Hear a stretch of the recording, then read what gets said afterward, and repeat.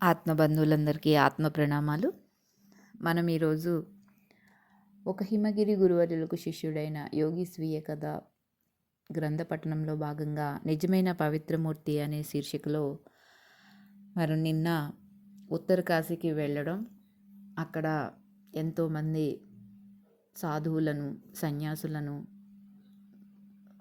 కలుసుకోవటం, వాళ్ళతో సాంగత్యం చేయటం, ఆశ్రమాలను దర్శించటం, అక్కడ ఒక 2 కుటీరాలు వీళ్ళ గురువు గారు విశ్వనాథ్ బాబాజీ గారికి ఈయనకి ఏర్పాటు చేసుకుని అక్కడ ఉండటం, పక్కనే ఉన్న అన్నక్షేత్రాల నుండి ఆహారాన్ని తెచ్చుకోవడం, చక్కగా ఉత్తరాంధ్రలో ఉత్తర కాశీలో 7 నెలలు ఏప్రిల్ మధ్య దాకా మే నుండి 7 నెలల వరకు ఉండమని బాబాజీ గారు ఈయనకి మరి ఆదేశాలు ఇవ్వడం, అక్కడి నుంచి తపోవనానికి వాసుకి సరస్సుకి వెళ్ళాలనుకోవడం, అలా ఈయన యొక్క ప్రయాణం అక్కడ కొనసాగుతూ ఉందండి. చక్కగా ఈయనకి కాశీ విశ్వనాథ దేవాలయం ఆవరణలో గర్భగుడిలో ధ్యానం చేస్తున్నప్పుడు ఎంతో గాఢమైన స్థితిలోకి వెళ్ళిపోయేవాడినని, అలాగే అక్కడ నాకు చాలా ప్రశాంతంగా ఉండేదానని, నేను ఒక మూల ప్రదేశాన్ని ఎంచుకుని అక్కడ ధ్యానం చేసేవాడినని మనకి మధుకర్ గారు మనతో చెప్పడం జరిగిందండి.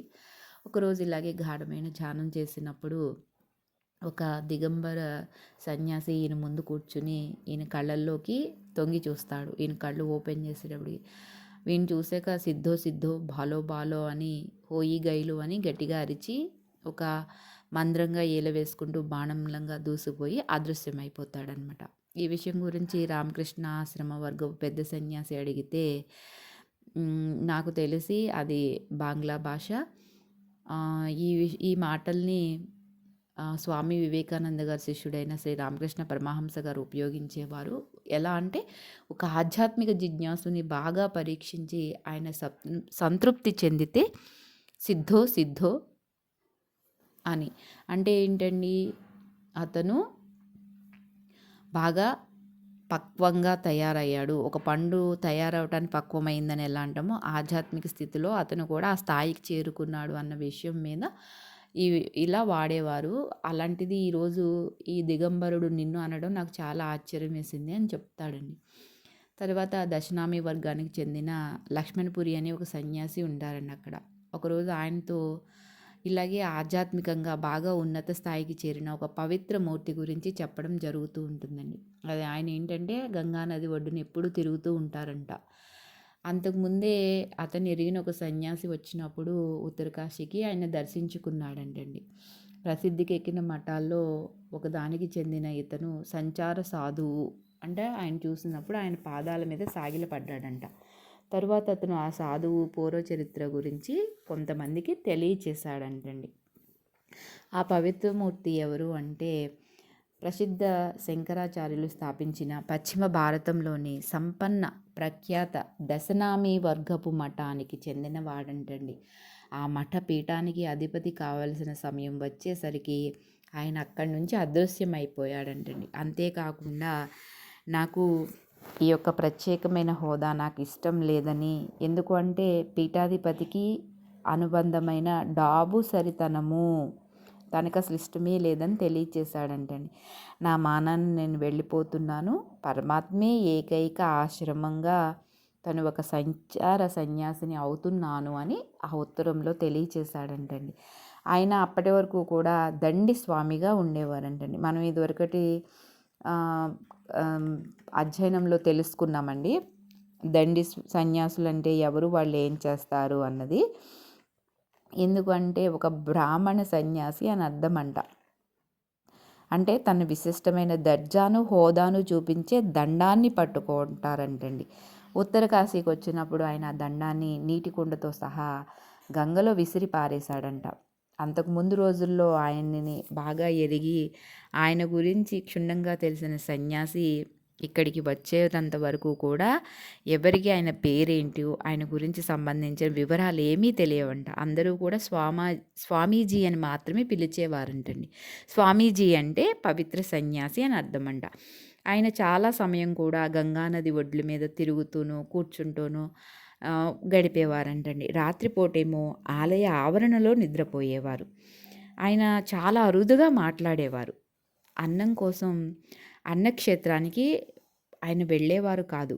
ఎందుకంటే ఆయన దక్షిణ భారతం నుంచి వచ్చిన ఒక యువ సాధువు ఆయనకు అన్నం పెట్టడం అనే బాధ్యతను స్వీకరించి రోజుకొకసారి ఆయన కోసం అన్నం తీసుకుని వెళ్ళేవాడంటండి.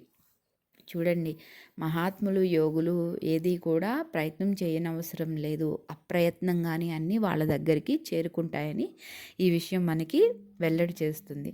ఆ పావనమూర్తి తన చేతుల్నే పాత్రగా చేసుకునండి ఆ దోసిలో ఎంత పడితే అంతే తిని ఆ గంగా నీళ్లు తాగి అక్కడ గడిపేవారని ఆయనకు తెలిసిన వాళ్ళు చెప్పారంటండి. ఆయన దాదాపు మడమల దాకా చేరే పాత కషాయపు బట్టల్ని మాత్రమే కట్టుకునేవారంట. అలాగే ఒక ఉన్ని దుప్పటి మాత్రమే ఆయన దగ్గర ఉండేదండి. అది పగటిపూట ధ్యానపీఠంగా పనికొచ్చేది. రాత్రిపూట చలి నుంచి కాపాడటానికి కూడా పనికొచ్చేది అని చెప్తున్నారు. ఆయనను దర్శనం చేసుకుంటే నీకు మంచిది అని ఆ లక్ష్మణపూరి శ్రీ మధుకర్ గారికి చెప్పారంటండి.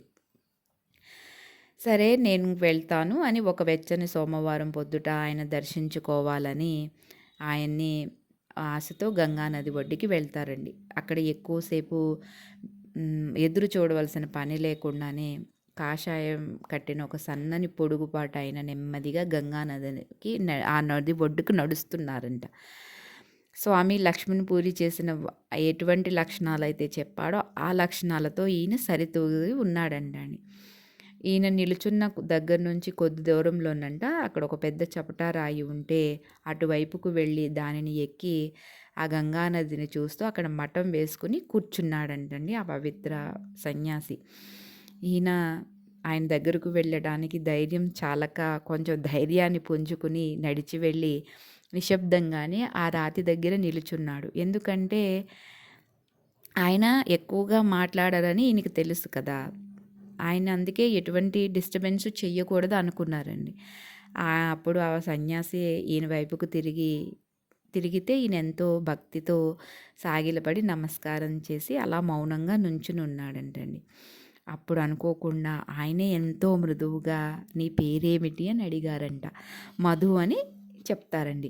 అయితే నువ్వు ఇక్కడేం చేస్తున్నావు, ఇక్కడ ఏమైనా నేర్చుకుంటున్నావా అని అడుగుతారు. అప్పుడు ఈయన మధుకర్ గారు నేను సత్యాన్ని అన్వేషించడానికి నేను ఇక్కడికి వచ్చాను అని చెప్తారండి. వెంటనే ఆయన కళ్ళలో ఎంతో దయ కనబడుతుందండి. పాపం కుర్రాడా, ఇది చాలా కఠినమైన పని నాయన.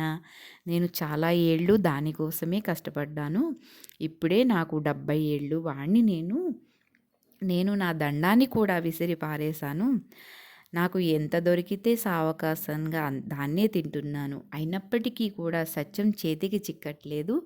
వేదాంతానికి సంబంధించిన ఏ పుస్తకం దొరికితే ఆ ప్రతి పుస్తకాన్ని కూడా నేను అధ్యయనం చేశాను. అయినా నేను బ్రహ్మాన్ని కనుక్కోలేకపోయాను. నీకెవరైనా గురువు ఉన్నారా అని ఆయన అడుగుతారండి. అవునండి, నాకు చాలా అద్భుతుడైన మహామహితాత్ముడైన శ్రీ గురు బాబాజీకి ప్రత్యక్ష శిష్యుడైన ఒక గురువు నాకు దొరికాడండి. నేను చాలా అదృష్టవంతుణ్ణి అని చెప్తారు. అప్పుడు ఆయన ఏమంటారంటే, పురాణ ప్రసిద్ధుడైన బాబాజీ గురించి నేను కూడా విన్నాను. అయితే అటువంటి కథలు గాథలు చాలానే ఉన్నాయి. ఈ రోజుల్లో దేన్ని నమ్మాలో దేన్ని నమ్మకూడదో కూడా ఎవరికీ అర్థం కావటం లేదు. నకిలీ ఆశ్రమాలు, నకిలీ గురువులు తయారైపోయారు. అలాగే ఆశ్రమాలన్నీ కూడా రాజకీయ క్రియాశీలతకు కేంద్రాలైపోయాయి. నిజమైన జిజ్ఞాసుకి పరిస్థితులన్నీ చూస్తే మతిపోతుంది నాయన. ఏదేమైనా ఈ మహాబాబాజీని నువ్వు చూసావా అని ఆ ముసలి సన్యాసి మధుకర్ గారిని అడుగుతారండి.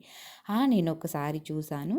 నేను బాబాజీ అని పిలిచే మా గురువు గారు తిరిగి ఇక్కడికి వచ్చినప్పుడు మీకు ఇష్టమైతే మిమ్మల్ని చూడమని ఆయన్ని నేను ప్రార్థిస్తాను అని కూడా చెప్తారండి.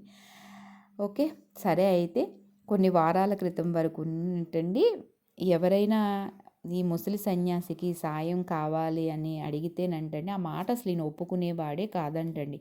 చాలా వీలైనంత గర్వంగానే ఉండేవాడిని నేను. కానీ ఇప్పుడేమో సాయాన్ని కోరటానికే నేను ఇష్టపడుతున్నాను.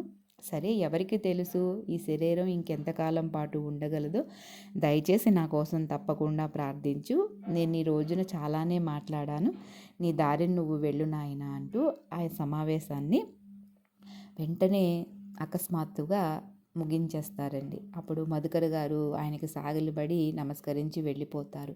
ఆ తర్వాత బాబాజీ గారు ఉత్తర కాశీకి తిరిగి రాగానే ఆయన్ను ఆ పావనమూర్తి దగ్గరికి తీసుకుని వెళ్తారండి. తర్వాత ఇంకొక విషయం ఏమిటంటే, ఈయనొక విషయం ఆశ్చర్యపరిచిందంట. ఆ విషయం గురించి మీకు చెప్పి తీరాలి అంటున్నారు. ఎందుకంటే సంస్కృతం మాస్టారు కృష్ణానంద శర్మ గారు ఉన్నారు కదండీ! ఆయన తైత్తిరీయ ఉపనిషత్తుని చదివే తీరు ఎలాగ మొదలుపెట్టాలి అనే మొదటి పాఠాన్ని ఈయనకి చెప్పినప్పుడంటండి, ఆయన చాలా ఆశ్చర్యపడ్డారంట. మొదటి పాఠం కాగానేనంటండి, ఒక్కసారి మాత్రమే వినగానే దాన్ని ఎంతో పూరితంగా సరైన ఒత్తిడితోనూ, స్వరంతోనూ మధుకర్ గారు చదవటం ఆయన గుర్తించారండి. అప్పుడు ఆయన ఇంతకుముందు ఏమైనా అధ్యయన తరగతులు ఏమైనా చేరావా అని అడిగితే, నేనేమీ ఏ అధ్యయన తరగతుల్లోనూ చేరలేదు అని చెప్పితే, శ్రీ మధుకర్ గారు అబద్ధం చెప్తున్నారేమోనని ఆ యొక్క ఉపనిషత్తుల్ని ఎవరైతే బోధిస్తున్నారో ఆ శర్మ గారు అనుకున్నారంటండి. అసలు ఆయనతో అబద్ధం చెప్పాల్సిన కారణం ఏమీ కూడా లేదని ఈయన చెప్తారు. ఎందుకంటే అది నాకు చాలా సహజంగానే వస్తూ ఉన్నట్టు అనిపిస్తుందంట. ఎందుకంటే అది చదవడం చాలా కష్టం కదా! చివరికి ఆయన నిస్సహాయతను కనబరుస్తూ భుజాలను కదిలిస్తూ, బహుశా నువ్వు నీ పూర్వజన్మలో అధ్యయనం చేసి ఉంటావు. నాకు మరో వివరణ ఏమీ కనిపించట్లేదు. లేకపోతే బాబాజీ గారి ఇంద్రజాలం ఏమైనా కావచ్చు అని ఈయనకి ఎవరైతే ఉపనిషత్తులు నేర్పుతున్నారో ఆ గురువు గారు ఈయనతో పలుకుతారంటండి. చూసారా? మరి గత జన్మలో మనం చక్కగా ఈ యొక్క ఆధ్యాత్మిక జీవితాన్ని కొనసాగిస్తేనే ఇప్పుడు కూడా మనకి సులభతరం అవుతుంది. మిగతాది రేపటి క్లాస్‌లో